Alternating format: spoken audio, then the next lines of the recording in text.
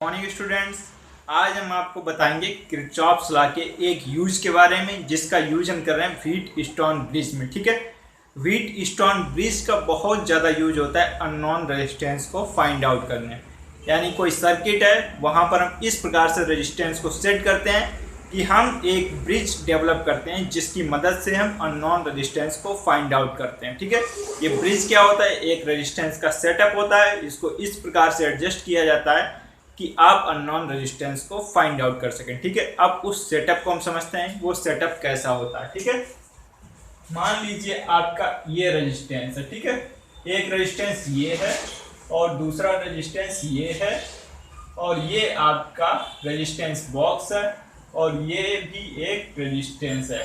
ठीक है, और ये सब सर्किट पूरा कनेक्ट है एक्सटर्नल बैटरी सोर्स है। यहाँ पर P लगी है, ये जाके यहाँ से कनेक्ट है। ये एक और आर्म है, यहाँ पर P लगी है, ये गैल्वेनोमीटर है और ये यहाँ से ज्वाइंट है।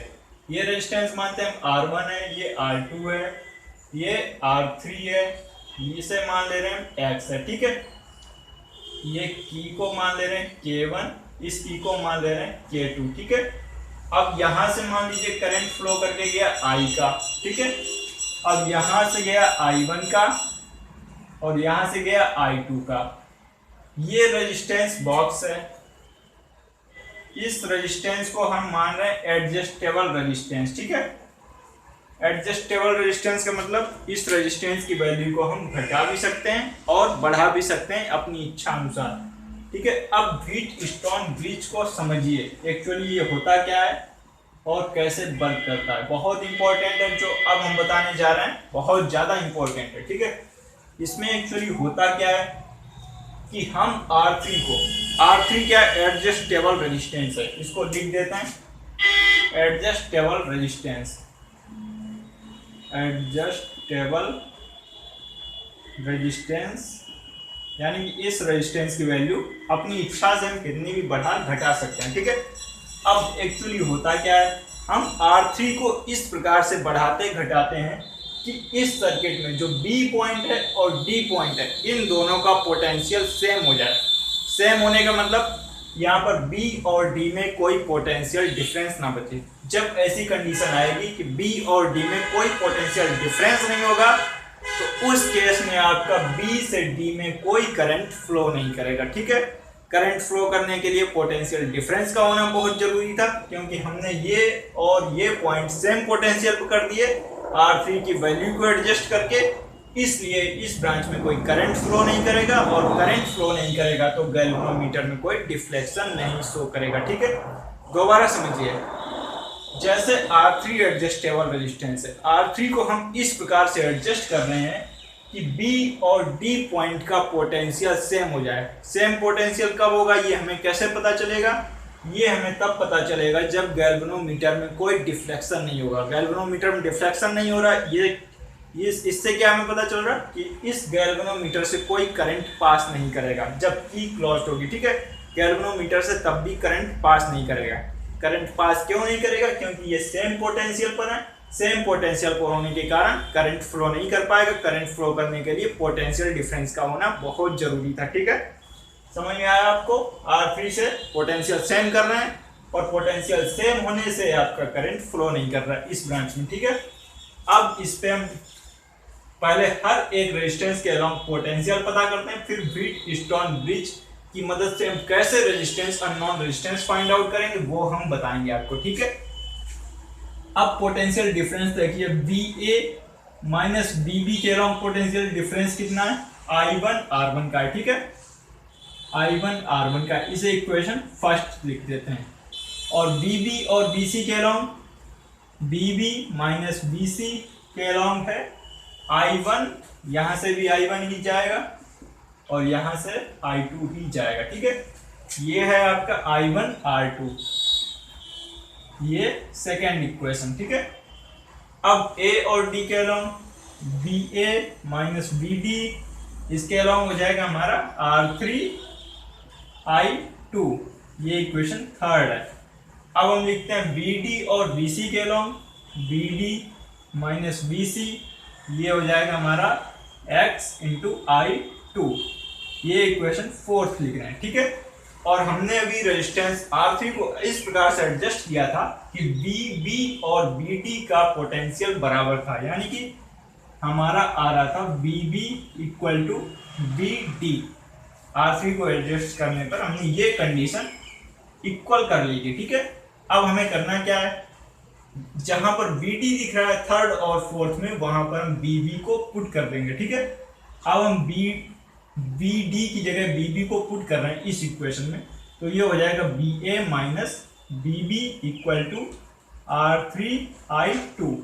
इस इक्वेशन को 5 नाम दे देते हैं, और यहाँ पर भी हम वही करेंगे, VB minus VC equal to XI2।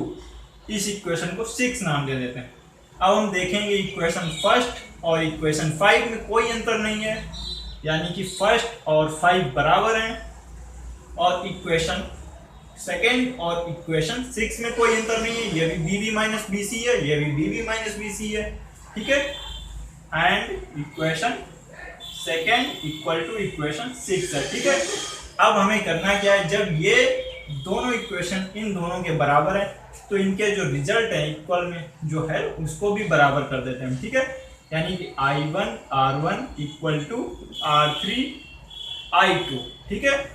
और सेकेंड इक्वेशन से क्या आ रहा है, I1 R2 equal to XI2, ठीक है। ये आ गया आपका 7th और 8th इक्वेशन। अब ये दोनों बराबर आ गए, ठीक है। अब हमें करना क्या है, इन दोनों इक्वेशन को आपस में डिवाइड करना है। डिवाइड करेंगे तो I1 इधर से कैंसिल हो जाएगा, I2 इधर से कैंसिल हो जाएगा, तो आपका बचेगा R1 upon R2 equal to R3 upon X, ठीक है। या फिर इसको ऐसे भी लिख सकते हैं, R1 upon R3 equal to R2 upon X, ठीक है।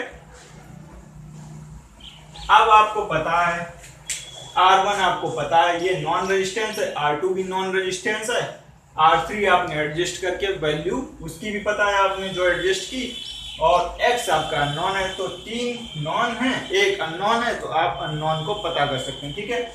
वही चीज सेम ये है, हमने यहाँ पर इसको ऊपर नीचे कर दिया, कोई अंतर नहीं, ठीक है।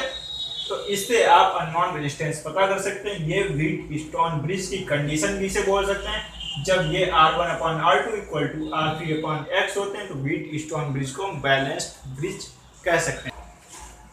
हम यहाँ पर एक इम्पोर्टेंट चीज और नोटिस कर रहे हैं कि जो हमारे इस इक्वेशन में R1, R3, R2 और X ही इन्वॉल्व हो रहा है, ठीक है। यहाँ पर हमें कोई इंटरनल रेजिस्टेंस से मतलब नहीं है कि बैटरी का क्या इंटरनल रेजिस्टेंस है, हाई है लो, इससे मतलब नहीं है, यानी कि इंटरनल रेजिस्टेंस भी हमारी इस इक्वेशन पर इफेक्ट नहीं डाल रहा, ठीक है। और यहाँ पर कोई करंट और कोई वोल्टेज भी यूज नहीं हो रहा है इस इक्वेशन में, यानी कि हमारा एमीटर या वोल्ट मीटर जो हम सर्किट में कनेक्ट कर रहे हैं वो आइडियल है या नॉन आइडियल है, उससे हमें कोई मतलब नहीं होगा, क्योंकि ये इक्वेशन करंट और वोल्टेज पर भी डिपेंड नहीं कर रही है, ठीक है। और हमारे जो इंटरनल रेजिस्टेंस है उसकी भी प्रॉब्लम इस इक्वेशन में नहीं आ रही है, यानी कि ये रेजिस्टेंस जो व्हीटस्टोन ब्रिज बन रहा है वो काफ़ी सेंसिटिव है आपका, वो रेजिस्टेंस पर ही डिपेंड कर रहा है। आपका रेजिस्टेंस कम या ज़्यादा होने पर इसकी सेंसिटिविटी के कारण इसमें बहुत ज़्यादा इफेक्ट आ सकता है। ये काफ़ी बैलेंस्ड होना चाहिए रेजिस्टेंस, इसका जो रेशियो है वो इक्वल होना चाहिए, तभी आपका जो व्हीटस्टोन ब्रिज है वो बैलेंस्ड होगा, ठीक है। अब हम ये बैलेंसिंग कंडीशन किरचॉफ्स लॉ का यूज करके बताएंगे आपको कि किरचॉफ्स लॉ का यूज करके हम इस बैलेंसिंग कंडीशन को कैसे निकाल सकते हैं, ठीक है। किरचॉफ्स लॉ को हम पिछली क्लास में पढ़ा ही चुके हैं। किरचॉफ्स लॉ में क्या था, जो पोटेंशियल डिफरेंस था उनका अलजेब्रिक सम 0 होता था क्लोज्ड लूप में, ठीक है। अब यहाँ से मान लेते हैं करंट कोई जा रहा है I3, इस ब्रांच से जा रहा है, किरचॉफ्स लॉ का यूज करके हम बता रहे हैं। किरचॉफ्स लॉ में लूप में पूरा पोटेंशियल डिफरेंस पता करेंगे, ठीक है। ये I3 जा रहा है, तो ये हमारा करंट कितना हो जाएगा, I1 यहाँ से आया, I3 यहाँ से चला गया, I3 यहाँ से चला गया, तो ये जो करंट आएगा वो आएगा आपका I1 माइनस I3, ठीक है, यही तो आएगा। क्योंकि इन दोनों का सम I1 के बराबर होना चाहिए। I1 में जितना करंट है इन दोनों के सम के बराबर है, ठीक है। यानी इस ब्रांच से I1 minus I3 current flow कर रहा है, ठीक है।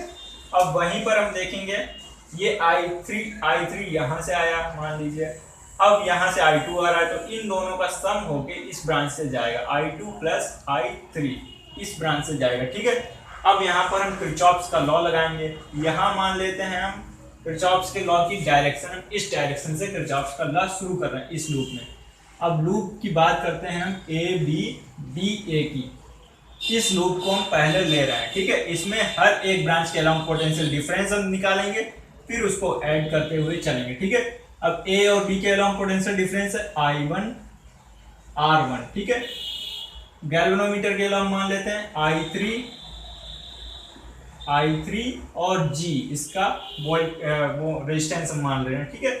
और फिर यहाँ करंट की डायरेक्शन है अपोजिट, तो ये हम करेंगे माइनस का साइन लगाएंगे, R3 और I2, ठीक है। ये इक्वल टू हो गया 0 के।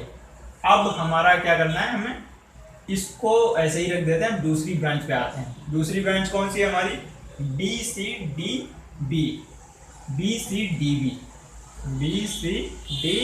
ठीक है। यहाँ पर हम आते हैं BCDB में, हम इसी डायरेक्शन में फिर लगाते हैं अपना लूप, ठीक है। तो ये हम कैसे लगेंगे, BC के अलाउंग कितना है R2 I1 माइनस I3, और यहाँ पर जब हम आएंगे तो ये अपोजिट डायरेक्शन में, तो इसको हम माइनस का साइन लगाएंगे, और ये x I2 प्लस I3, फिर यहाँ पर जाएंगे हम, तो ये हमारा निगेटिव डायरेक्शन में है, तो निगेटिव डायरेक्शन में है, यानी कि I3 into G equal to 0। ये दोनों इक्वेशन लगा के हमने ये दो इक्वेशन पता कर ली, ठीक है। ये मान लेते हैं फर्स्ट इक्वेशन है, ये सेकंड इक्वेशन है। ये जब दोनों हमारी इक्वेशन निकल आए तो हमें क्या करना है, इस ब्रांच के करंट को 0 करना था। अल्टीमेटली इस ब्रांच के करंट को 0 करने का मतलब I3 को हम 0 मान के चल रहे हैं। अब हम I3 को 0 पुट करेंगे दोनों इक्वेशन में, ठीक है। I3 को ऊपर वाली इक्वेशन में 0 पुट करिए तो क्या आएगा, I1 R1 ये 0 हो गया, और ये माइनस बचा, इसको इक्वल कर देते हैं, इस साइड ले जाते हैं, तो R3 I2 बचेगा, ठीक है। ये इक्वेशन मान लेते हैं थर्ड है। अब I3 को 0 करते हैं इस वाली ब्रांच में, तो कितना आएगा, I3 को 0 करेंगे तो R2 I1 ये 0 हो जाएगा, इसको इस साइड ले जाएंगे हम इक्वल के अपोजिट, तो ये बचेगा x I2, ठीक है। ये इक्वेशन 4 है। अब इक्वेशन थर्ड को डिवाइड करते हैं इक्वेशन 4 से, तो क्या बचेगा हमारा, R1 upon R2 equal to R3 upon X, ठीक है। जो इक्वेशन अभी हमने पहले निकाल के बताई थी वही इक्वेशन आपकी आ रही है, ठीक है। या फिर इसको ऐसे भी लिख सकते हैं, R1 upon R3 equal to R2 upon X, ठीक है। समझ में आया आपको, R1 upon R2 equal to R3 upon X, यानी कि इसका रेशियो इक्वल टू इसका रेशियो, या इसका रेशियो इक्वल टू इसका रेशियो, ठीक है। समझ में आया, बहुत इंपॉर्टेंट है ये फार्मूला, बहुत ज्यादा यूज होगा आपका अननोन रेजिस्टेंस फाइंड आउट करने में, ठीक है। अब चलते हैं हम एक क्वेश्चन डिस्कस। अब ये हमारा क्वेश्चन है, ठीक है। क्वेश्चन में क्या है, ये रेजिस्टेंसेस दिए गए हैं, ये भी रेजिस्टेंसेज हैं, ये भी रेजिस्टेंस है, ये बैटरी लगी है, और ये इस ब्रांच में 10 ओम का रेजिस्टेंस है। कंडीशन क्या दी गई है, इस ब्रांच से कोई करंट पास नहीं करेगा, यानी कि AO में कोई करंट पास नहीं करेगा, ये दिया गया है। और हमें फाइंड क्या करना है, अननोन रेजिस्टेंस की वैल्यू पता करनी है और करंट की वैल्यू पता करनी है, ठीक है। इसको हम थोड़ा सा अपनी तरफ से एडजस्ट करते हैं, इसको हम ऐसे भी बना सकते हैं, क्या ऐसे, और ये ऐसे, ये ऐसे, ठीक है। और इस रेजिस्टेंस को अगर हम इधर बनाते हैं, ये इस प्रकार से एडजस्ट करके बना दिए, ठीक है। ये बना सकते हैं, सिंपल सी बात है। ये हमारा 2.4 का, ये 6 वोल्ट का है, ये हमारा 3 ओम का है, ये हमारा X है, ये हमारा 4 ओम है, ये हमारा 2 ओम है, और ये 10 ओम है। ठीक है, इस ब्रांच से कोई करंट पास नहीं कर रहा है।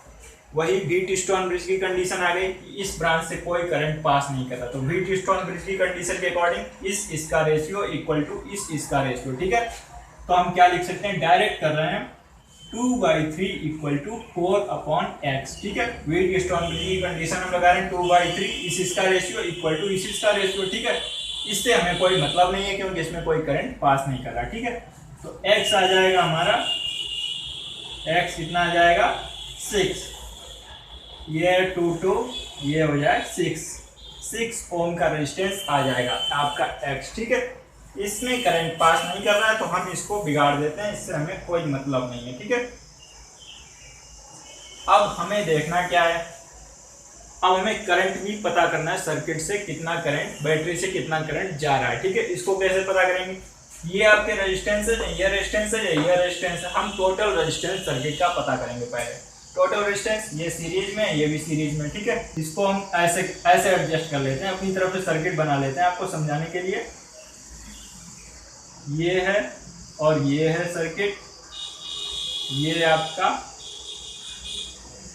आपका 2.4 है ओम है, और ये आपकी 6 वोल्ट की बैटरी है।